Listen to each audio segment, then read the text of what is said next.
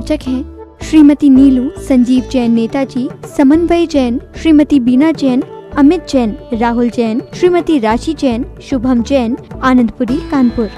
माताजी श्रीमती सरोज जैन, श्री नीरज जी जैन, शिखा जैन, श्री दीपक जी, आंचल जैन, आकर्ष जैन, ऋत्वी जैन, यशवी जैन, नेहल जैन और आरना जैन एवं समस्त सुख सरोज परिवार। सुख सरोज ज्वेलर्स प्राइवेट लिमिटेड, बगीची नंबर 3/6, गुरुद्वारा वाला साहिब रोड, आश्रम, नई दिल्ली।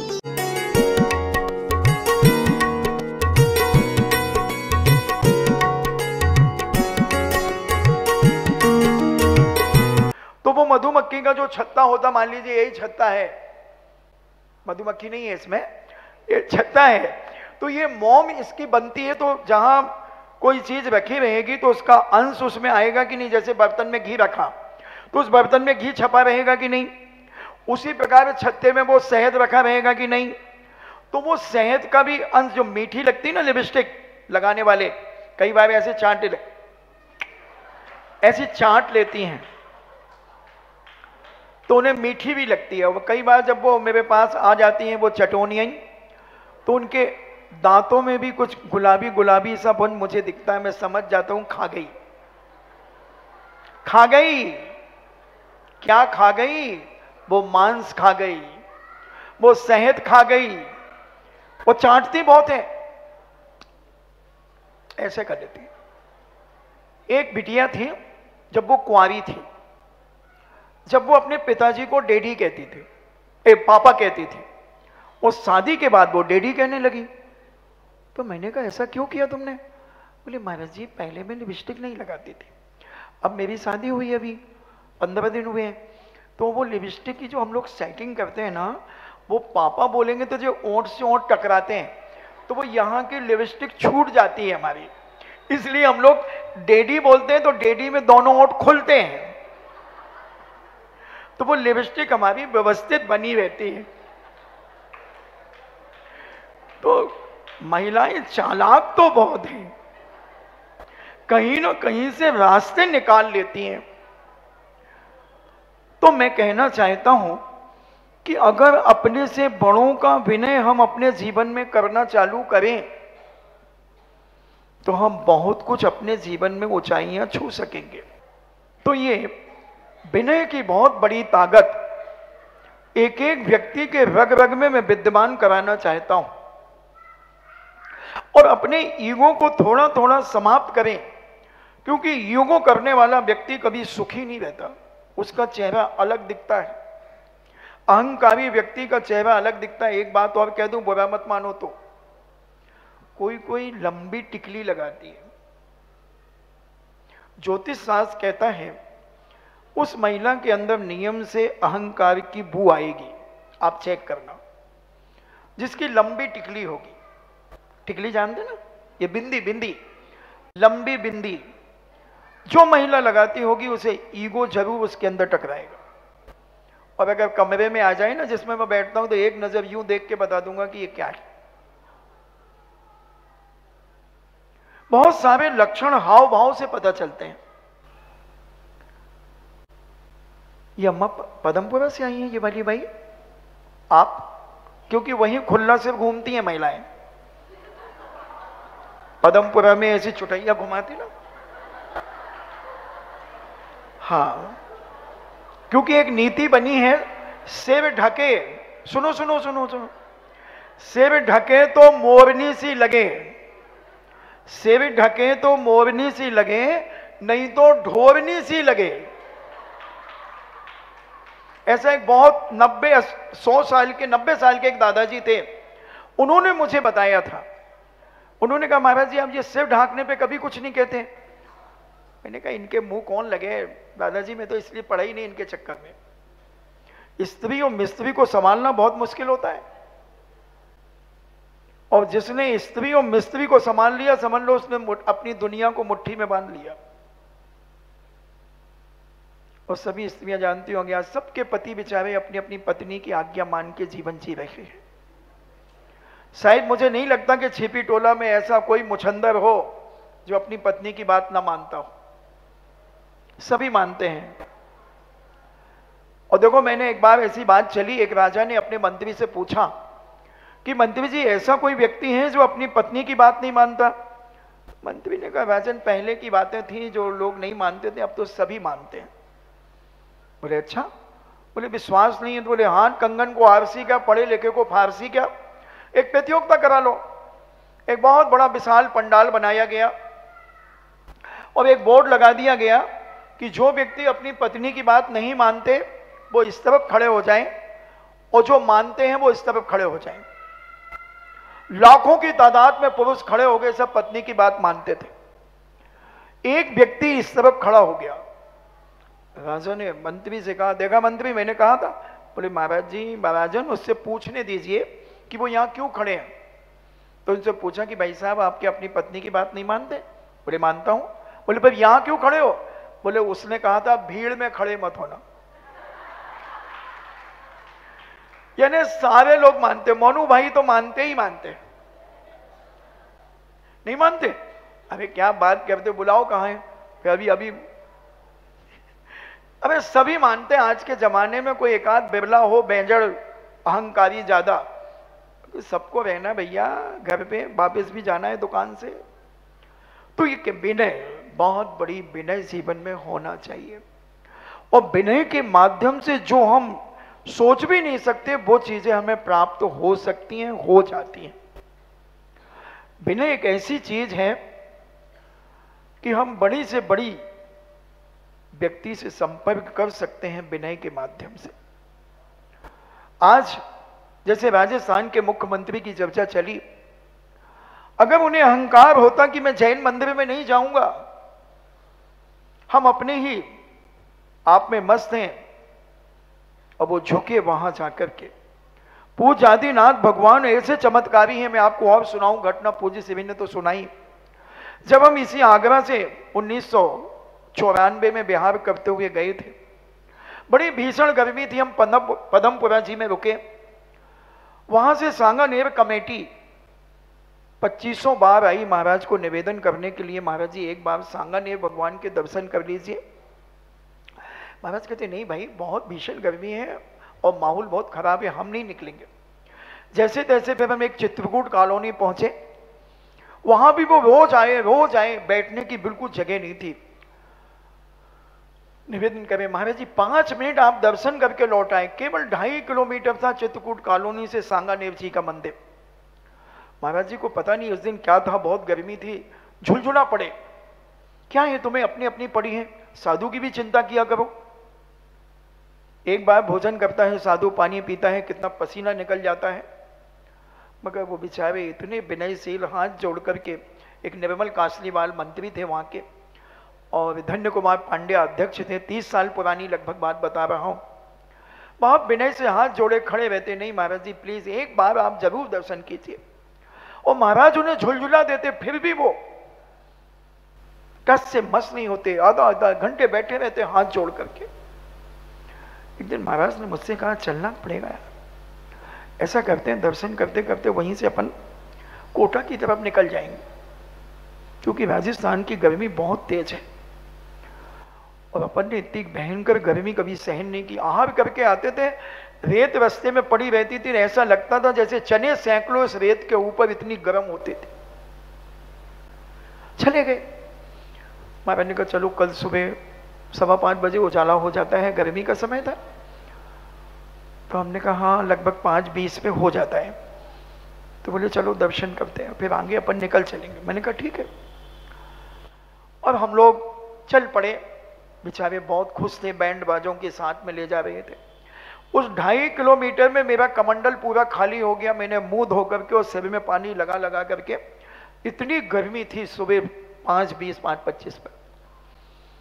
और जैसे ही वहां पहुंचे, बैंड एंड वाले जलूस सब बाहर खड़ा है, और दर्शन करके ऐसे ही निकलना था जैसे 2 बहनें निकल गई अभी दरवाजे से। बस ऐसे ही जैसे उन्होंने भी 2 शब्द सुनकर के वो निकल गई, ऐसे ही हमने भी सोचा था हम लोगों ने कि दर्शन करके हम भी ऐसे ही निकल जाएंगे। तो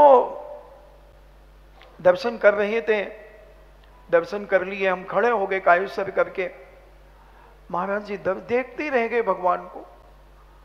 5 मिनट हो गए, 10 मिनट हो गए, मैंने महाराज को टच किया, हमने वो बैंड वाले बाहर खड़े। 15 मिनट हो गए, मैंने फिर उनको टच किया, ऐसे करते 5 मिनट। अरे हमने कहा 20 मिनट से ऐसे ऐसे कर रहे हो, चलना नहीं है क्या? आधा घंटे से वो देख ही रहे हैं भगवान को। मैंने हो गया कुछ ना कुछ, अब कुछ ना कुछ बम फूटेगा। और वो पौन घंटे तक भगवान को निहारते रहे। बोले गंभीर सागर अपन तो यहीं रुकेंगे, चर्या यहीं होगी। मैंने आज दोपहर को बिहार करोगे? सोचता हूं। दूसरे दिन पूछा, सोचता हूं। तीसरे दिन पूछा, सोचता हूं। और 46 दिन रुक गए वहां पर।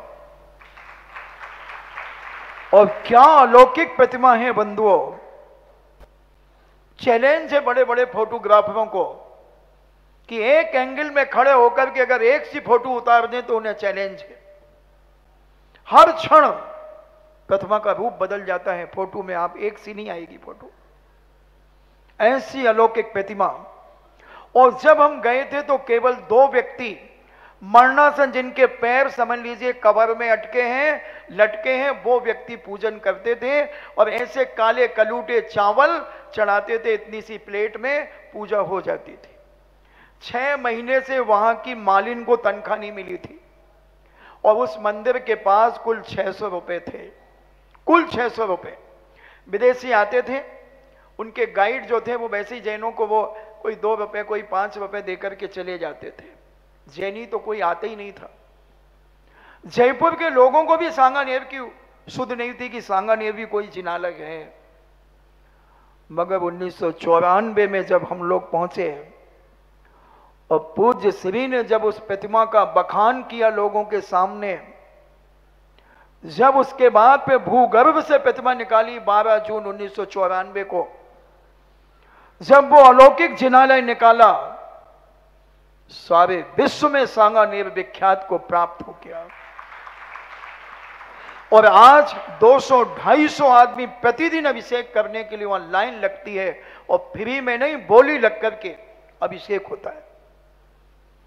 बंधु, हम अपनी आस्था, अपनी श्रद्धा, अपना विश्वास इतनी तेजी से बढ़ाएं जिनेंद्र के ऊपर, इसी का नाम सम्यक दर्शन है। क्या लेना देना था उस शर्मा जी को, कहीं और जाता, मगर उसे मालूम था कि ये वो अलौकिक प्रतिमा। आप देखना कितने नेता आकर के माथा रगड़ेंगे सांगानेर में, क्योंकि चमत्कार को नमस्कार करने वाले बहुत लोग दौड़ते हैं। मगर हम कहते हैं आपसे, तुम नमस्कार तो करो, चमत्कार तुम्हारे पीछे खड़ा है, इंतजार कर रहा है तुम्हारे नमस्कार का।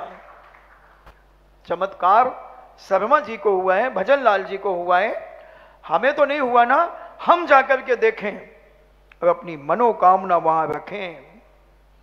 क्या अलौकिक प्रतिमा। एक बार आंख बंद करके दर्शन कर लो। मैं तो बैठे बैठे दिन में 2-4 बार कर लेता हूं। इष्ट हैं मेरे वो आदिनाथ भगवान सांगानेर के। बड़ी अलौकिक छोटी सी प्रतिमा जरूर है, मगर बड़े तेजस्वी हैं, बड़े शक्तिशाली हैं। और अब वो स्थान नेताओं का भी बनेगा। और अब एक बार नहीं, मुख्यमंत्री अनेकों बार जाएंगे वहां पर। पुलिस फोर्स जाएगी, क्योंकि एक ऐसी शक्ति उन्हें प्राप्त हुई है।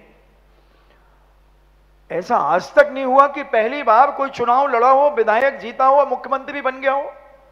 आपके इतिहास में कभी है क्या? जो राजनीति में दखल रखते हैं तो पूछें अपने मन से, आज तक नहीं हुआ। क्योंकि जब श्रद्धा जहां होती है, विनय जहां होती है, लगाव जहां होता है, आत्मीय भाव जहां होता है, अपनत्व जहां होता है, वहां जब हम झुकते हैं तो कुछ ना कुछ हमें मिलता है, कुछ ना कुछ हमें प्राप्त होता है। इसलिए हर व्यक्ति, हर मां, बहन, बेटी, भाई को अपना एक इष्ट भगवान बनाना चाहिए, एक इष्ट गुरु बनाना चाहिए, एक अपना इष्ट आदर्श बनाना चाहिए कि जिसने जो कह दिया, भाई पत्थर की लकीर है, बस उन्होंने ये कर लो, हाँ कर लो, बस अंदर से, किसी के दबाव से नहीं, प्रभाव से नहीं, अंदर के स्वभाव से उस बात को स्वीकार करो, फिर देखो उसका आनंद। यहां वहां नहीं, यहां वहां जहां तहां मत पूछो कहां कहां मस्तक झुका दे, नहीं। गाड़ी पे जा रहे पिप पिप, कुछ भी मिल गया, कहीं झंडा लगा पिप पिप, हाँ कहीं कोई कपड़ा डाला है पिप पिप, ये भी एक नमस्कार करने का तरीका है। कई लोग आंख झुका लेते हैं, ये सब मिथ्यात्व और दैनिक मिथ्यात्व के अंतर्गत आता है। जैन दर्शन एक वो डायमंड है कि जो वो नगीना है जो हर अंगूठी में नहीं पहना जा सकता। उसके लिए तो सोने की अंगूठी ही चाहिए उस नगीना के लिए, यानी 16 वाणी के सोने की अंगूठी, यानी सच्चे देव सास गुरु पर आस्था रखने वाला ही इतनी दृढ़ता और श्रद्धा ला सकता है बंधुओं। मैंने 3.5 महीने केवल सम्यक दर्शन के ऊपर प्रवचन दिए और 1.5 महीने से मैं विनय संपन्नता के ऊपर से प्रवचन दे रहा हूं। अगर ये 2 चीजें तुम्हारे जीवन में आ गई, तुम इस जन्म में नहीं, कभी ना कभी तीर्थंकर प्रकृति का बंध तुम अपने जीवन में प्राप्त कर सकते हो। चेल्ला ने अपने इतने दुष्ट पति के लिए, जो शिकारी था, मांसाहारी था, कबाबी था, जुआड़ी था, 7 विषयों में पारंगत था, राजा स्मैणिक, और राजा चेल्ला से छल कपट करके शादी की थी उसने। धोखेबाज था, बौद्ध दर्शन को मानने वाला था, बौद्ध अनुयायी था, मगर चेल्ला जिनैन भगवान के ऊपर अकाट आस्था रखने वाली थी, सम्यक दृष्टि नारी थी। उसका मस्तक कभी त्रिलोकीनाथ के अलावा कभी झुकता नहीं था। सर कटा सकते हैं लेकिन सर झुका सकते नहीं, इतनी आस्था मौजूद होना चाहिए आपकी। अगर आपके मन में प्रश्न उठ रहा हो महाराज जी कोई चीज हम देखने चले जाएं, तो मैं सब समझ जाता हूं कहीं ना कहीं गुदगुदी आई है किसी के मन में कि अगर किसी अन्य स्थान पर हम देखने चले जाएं और महाराज जी हाथ भी जोड़ लें और नमो काय मंत्र पढ़ लें, तो इसमें भी दोष है क्या? है ना, कई लोगों के मन में प्रश्न उठा है। जब मेरे मन में उठा है तो तुम्हारे मन में जरूर उठा है, तुम्हारा रिफ्लेक्शन मेरे ऊपर आता है, क्योंकि मैं प्रवचन कोई सोच करके नहीं आता। तुम्हारी शकल देखता हूं और मेरी अकल बदल जाती है और मैं प्रवचन करना शुरू कर देता हूं।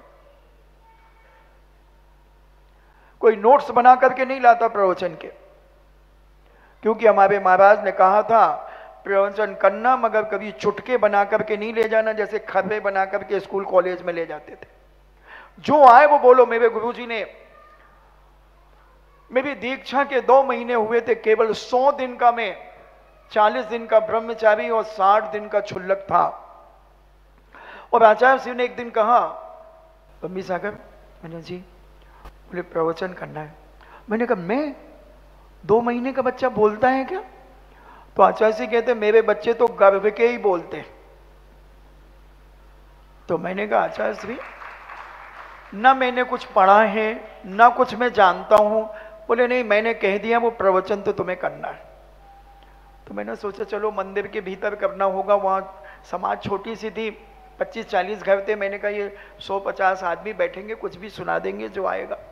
अच्छा सी ने कहा कमरे में बोलते हो? मैंने कहा हाँ। तो बोले जो कमरे में बोलते वही वहां सुना देना। तो हमने कहा महाराज जी वहां तो वो प्रासंगिक कुछ होता है तो बातचीत करते हैं, कोई कुछ पूछता है तो बताते हैं।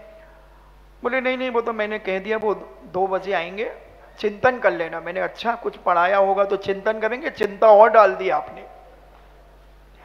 तो बोले नहीं नहीं, वो तो करना ही पड़ेगा। मैंने मंदिर के अंदर, बोले नहीं नहीं रोड पे करना है। हमने कहा महाराज जी टूटे चप्पल सड़े टमाटर फेंकेंगे? बोले मैं कुछ नहीं जानता, तुम जानो, तुम्हारा काम जाने। ठीक है भैया, गुरु आज्ञा तो माननी पड़ेगी।